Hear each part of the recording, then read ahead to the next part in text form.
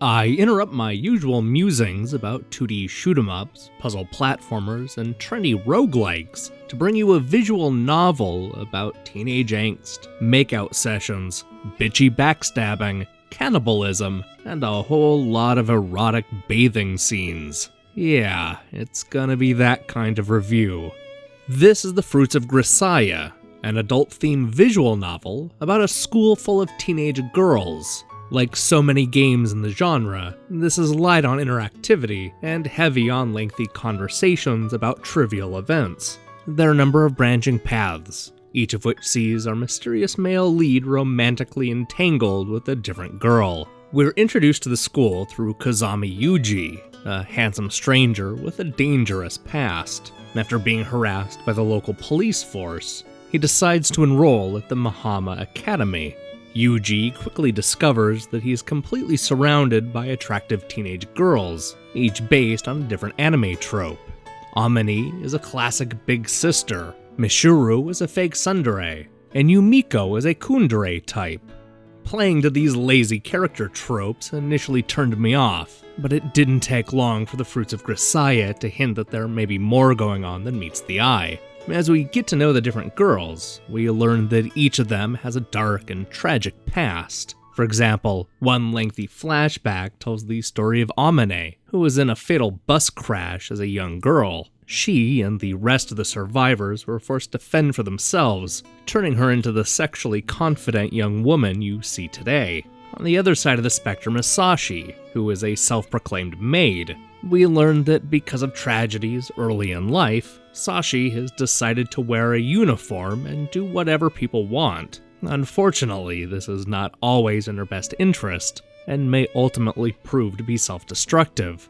Some of these stories take a weird turn, such as a character who suffers from having split personalities due to an unusual medical procedure. In each case, Yuji is there to help the girls come to grips with their past, and explore their blossoming sexuality. While so much of the story revolves around the 5 teenage girls, it's nice to see that Yuji is also a fully realized character. We learn a lot about his quirks through his inner monologues. He's quick to let readers know that he likes to eat alone, when it's appropriate for a man to cry, and what it's like to study abroad. Although he's a bit of a jerk and not very good at dealing with estrogen, Yuji is a fun and interesting character. While Yuji may be compelling, much of the story is not.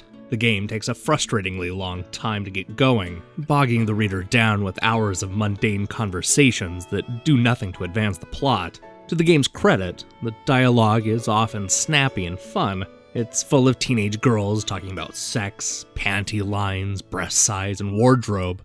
But even with the intriguing subject matter and perfectly constructed jokes, there's simply too much idle chit-chat before the story gets started.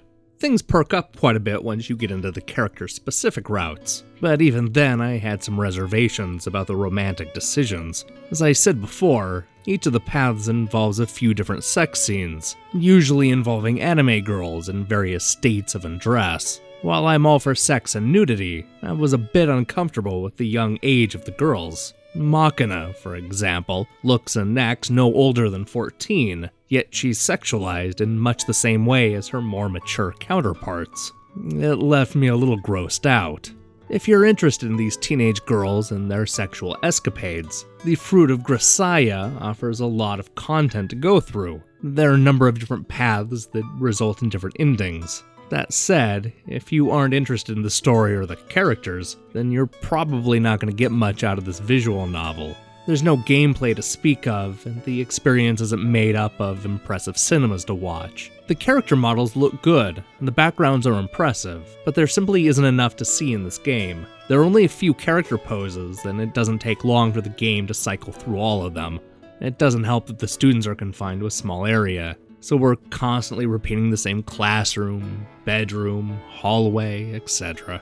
The presentation probably won't lure new players to the series, but fans will enjoy the style.